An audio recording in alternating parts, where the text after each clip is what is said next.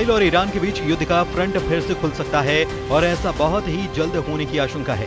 Tehran में भारतीय दूतावास ने भी सलाह जारी की है और कहा है कि इस वक्त ईरान की गैर जरूरी यात्रा करने से बचा जाए और ईरान में जो भारतीय मौजूद हैं वे भी चाहें तो विमानों से लौट सकते हैं। ईरान की मिसाइल फिर तैयार है, किसी भी वक्त लॉन्च करने का ऑर्डर जारी किया जा सकता है, जो ईरान से आसमान की तरफ बढ़ेंगी और इजराइल पर कहर बनकर टूटेंगी।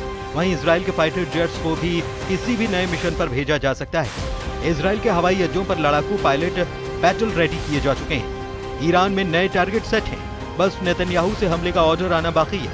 क्या युद्ध को लेकर अगले 24 घंटे में कुछ बड़ा होने वाला है? क्या 48 घंटे में नेतन्याहू कोई बड़ा फैसला करेंगे और 72 घंटे में ऑपरेशन तेहरान लॉन्च कर देंगे? ईरान और इजराइल के बीच अगले 100 घंटे बहुत अहम होने वाले हैं। ईरान पर हमला हुआ तो फिर दहलेगा तेल अवीव और हाइफा, या फिर ईरान पर पहले कर देगा इजराइल हमला। बारूद के ढेर पर बैठा पश्चिम एशिया युद्ध के दूसरे राउंड को लेकर डरा हुआ है, क्योंकि 1 महीने पहले ही दुनिया ने खुद को तीसरे विश्व युद्ध के करीब देखा है और ये खौफ अभी फिर से उबाल ले रहा है। ये दोनों तस्वीरें इस वक्त दुनिया में युद्ध का एक नया सायरन फिर से बजा रही हैं, क्योंकि तेहरान में भारतीय दूतावास ने एक बहुत जरूरी सलाह जारी कर दी है। ये सलाह एक बड़ी वार्निंग बनकर आई है। भारतीय दूतावास ने ट्वीट करके लिखा है कि पिछले कई हफ्तों में सुरक्षा संबंधी हालात को देखते हुए भारतीय नागरिकों को सलाह दी जाती है कि वो ईरान की गैर जरूरी यात्रा करने से पहले मौजूदा स्थिति जरूर देखें, हर घटनाक्रम पर नजर रखें और भारतीय अधिकारियों की सलाह को मानें। अब ट्वीट के मायने क्या हैं? इसके मायने हैं कि ईरान जाने से बचिए, ईरान में हो तो लौट जाइए, क्योंकि ट्वीट में आगे लिखा है कि जो भारतीय नागरिक पहले से ही ईरान में हैं और वहां से जाना चाहते हैं तो मौजूदा विमान सेवाओं का इस्तेमाल कर सकते हैं। ईरान और इजराइल के बीच तनाव को देखा जाए तो भारतीय दूतावास की सलाह को अंग्रेजी में कहा जाए राइटिंग ऑन द वॉल, यानी कि बहुत बुरा होने का अंदेशा है, कुछ ऐसा जिससे बचना चाहिए। ईरान के सर्वोच्च नेता अली खामनेई का कहना है कि ईरान दुश्मन के सामने कभी कमजोर नहीं रहा, क्योंकि हमारे पास हर जरिया और तर्क है, हमारे पास ताकत है, कूटनीति और फौज में भी। जब हम दुश्मन के घर पर हमला करेंगे तो पूरी ताकत से करेंगे। ये एक सच है कि ये देश और यहाँ की सेना को यकीन है कि हम अमेरिका और उसकी पालतू ज़ोइस्ट हुकूमत का मुकाबला कर सकते हैं। ये ईरान की बहुत बड़ी खासियत है। अब सवाल है कि ईरान में ऐसा क्या होने जा रहा है जिससे न सिर्फ भारत को बल्कि दुनिया को अलर्ट रहना चाहिए। पिछले 1 महीने के दौरान पूरी दुनिया ने अमेरिका के B-2 बॉम्बर का सबसे खतरनाक मिशन देखा, दुनिया का सबसे खतरनाक बम गिरते देखा, ईरान के परमाणु कार्यक्रम को मिटते हुए देखा। इससे पहले ईरान में फौजी कमांडरों का जनाजा देखा है, ईरान की मिलिट्री लीडरशिप को एक ही दिन में खत्म होते देखा है। लेकिन इस हमले के बाद ईरान का गुस्सा भी देखा है। खामनेई का गुस्सा मिसाइल बनकर इजराइल पर टूटा, इसलिए दुनिया ने इजराइल के शहरों पर ईरान की मिसाइलों को गिरते देखा, तेल अवीव और हाइफा को जलते हुए देखा, इजराइल के मिसाइल डिफेंस को फेल होते हुए भी देखा। ईरान एक तरफ और दूसरी तरफ ट्रंप और नेतन्याहू की जोड़ी जो मिलकर ईरान पर टूट पड़ी, लेकिन 12 दिन चले युद्ध के बाद दोनों तरफ से सीज फायर कर दिया गया।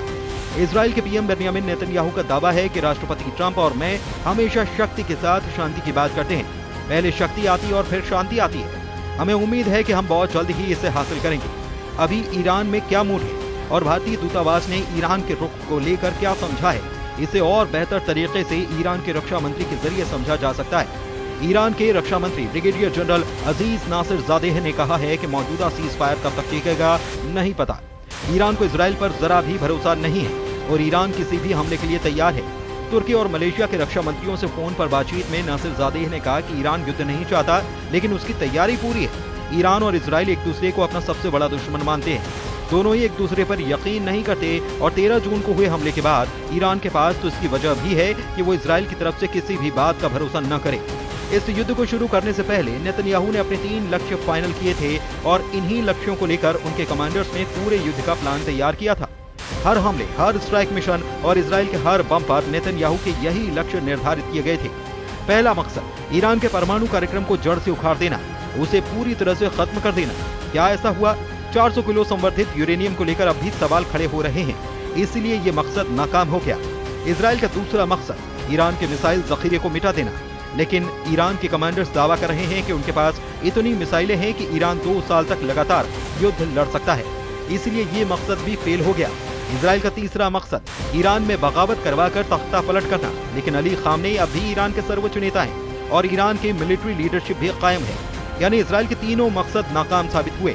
यही वजह है कि नेतन्याहू और उनका वॉर कैबिनेट कुछ बड़ा करना चाहता है। इसका दावा ईरान की तरफ से बार बार किया जा रहा है और यही दावा है जिसे लेकर ईरान पर इजराइल के हमले का खतरा मंडरा रहा है।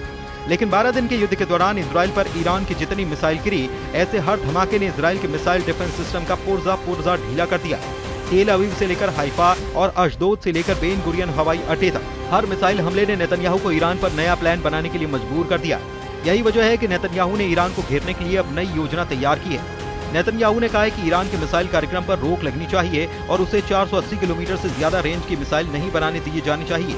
मतलब साफ है कि नेतन्याहू ईरान के उन मिसाइलों से घबरा गए हैं जो 1500 किलोमीटर या उससे ज्यादा की रेंज रखती हैं, क्योंकि ईरान और इजराइल की दूरी भी 1500 से 1800 किलोमीटर की रेंज में है। यही वजह है कि नेतन्याहू चाहते हैं कि ईरान के पास 480 किलोमीटर की रेंज वाली मिसाइल हो ताकि वो इजराइल तक ना पहुंच पाए। 13 जून 2025 को जब ईरान पर हमला हुआ तब उसकी खुफिया एजेंसियों से लेकर इजराइल को रोकने वाले हर प्लान की पोल खुल गई थी। इजराइल के फाइटर जेट्स को रोकने वाली कोई ताकत ईरान में मौजूद नहीं थी। ईरान का आसमान इजराइल की वायुसेना के लिए खुला मैदान साबित हुआ और यही वजह है कि नेतन्याहू ने जो टारगेट एयरफोर्स को दिए थे उस हर ठिकाने पर बमबारी की गई और नुकसान भी जबरदस्त पहुंचाया गया, क्योंकि 13 जून के बाद हमले में मिलिट्री कमांडर और वैज्ञानिकों के अलावा 1000 से ज्यादा लोगों की मौत हुई। लेकिन 12 दिन के युद्ध में दोनों तरफ से एक दूसरे पर हमले हुए। हमले दिन रात हो रहे थे। एक तरफ से फाइटर जेट तो दूसरी तरफ से बैलिस्टिक मिसाइल दागी गई। एक तरफ नेतन्याहू ने कमान संभाली जिसमें अमेरिका से भी पूरी मदद थी, तो दूसरी तरफ ईरान के सर्वोच्च नेता अली खामनेई ने मोर्चा संभाला और तमाम मिलिट्री लीडरशिप खत्म होने के बाद फौरन सेना की कमान नए कमांडर्स के हाथों में थाम दी।